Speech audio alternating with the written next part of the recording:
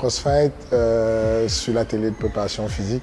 Là, on vient de faire la première série de la préparation physique de Taylor Lapillus, combattant à l'UFC. Donc, il est sur une phase de développement de la force. On a son prochain combat qui est dans un peu plus de 2 mois. Ça nous laisse le temps en fait, de faire le développement de la force sur ses membres inférieurs.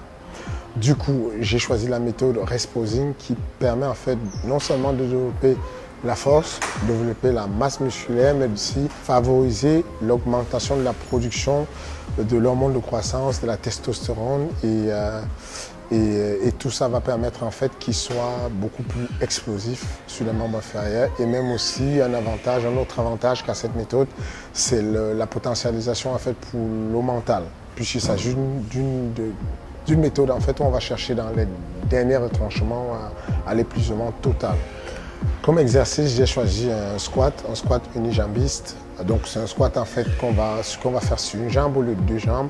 L'avantage avec ce squat, c'est que je peux faire de la prévention de blessures. Sur 2 jambes, j'ai besoin de mettre une charge maximale, alors que sur une seule jambe, je peux mettre une petite charge puisqu'on n'aura qu'une seule jambe qui va supporter ça et donc du coup ça permet d'éviter de mettre une surcharge sur le dos.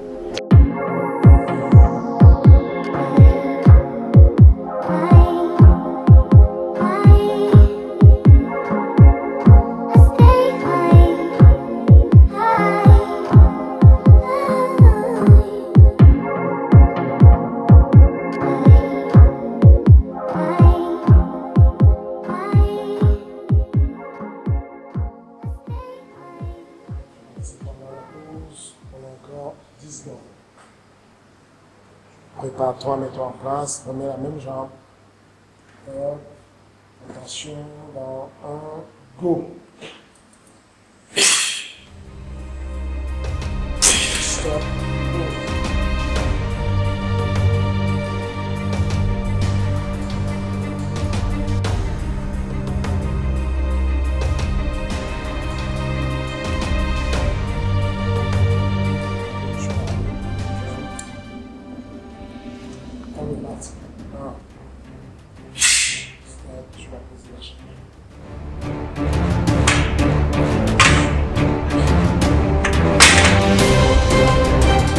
Tout de suite, on va passer en fait de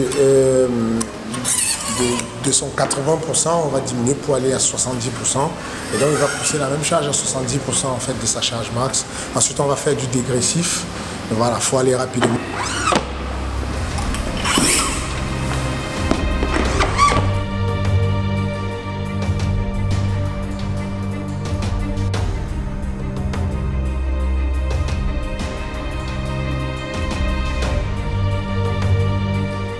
Posing, c'est la méthode que j'ai choisie. Il s'agit d'une méthode où on va faire dans un premier temps une série de 6 répétitions à 80% de la répétition maximale qu'il pourrait faire sur une jambe.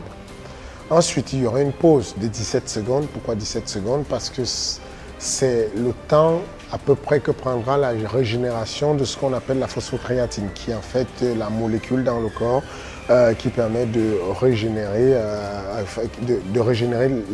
les molécules d'énergie dans le corps. J'essaie de simplifier au max en fait pour ne pas dire ATP et dire tout ce qui est compliqué. Donc du coup, au bout de 17 secondes, il va reprendre la même charge qu'il ne pourrait plus pousser puisqu'en fait on est à peu près sur sa 6 RM. Ça signifie que quand il a terminé les 6 répétitions, il est au max et il ne pourra plus pousser. Mais quand on fait une pause de 17 secondes, ça lui redonne un coup de boost qui va lui permettre de repousser encore 2 fois la même charge. Ensuite, on va faire une pause de 20 secondes qui va nous permettre encore de recharger un peu de créatine phosphate et il va pouvoir repousser encore une répétition. Ensuite, on va plutôt jouer sur la charge totale, c'est-à-dire qu'au total, on va passer de 80% à 70% et il va faire 4 répétitions. Ensuite, on va baisser à 60% et il va faire 4 répétitions. En gros, si on était sur une charge maximale et qu'il devait pousser au maximal et qu'on faisait une seule répétition, il aurait probablement poussé 6 ou 7 répétitions max si ça s'est arrêté. Avec ce processus et cette méthode de rest posing, on passe de 6 répétitions, plus 2 répétitions, plus 1 répétition, on est déjà à 9 répétitions. Plus ensuite à 70% 3 répétitions, plus à 60%, 4 répétitions. Donc on est à un peu plus de répétitions puisqu'on a 9 plus 7 et on se retrouve en fait à 16 répétitions au final. Voilà à quoi ça sert. Et puis et là en fait ce cycle-là en fait que je viens d'expliquer ne fait qu'une série. Dans une séance on pourra faire ça 4 fois pour terminer et puis ne pas oublier toujours de rééquilibrer en faisant sur l'autre jambe. À chaque fois on a terminé sur une jambe pour qu'il y ait voilà, un rééquilibre en fait sur tous les membres. Merci beaucoup pour votre attention et n'hésitez pas à trouver ma chronique tous les mois dans Karaté Bushido.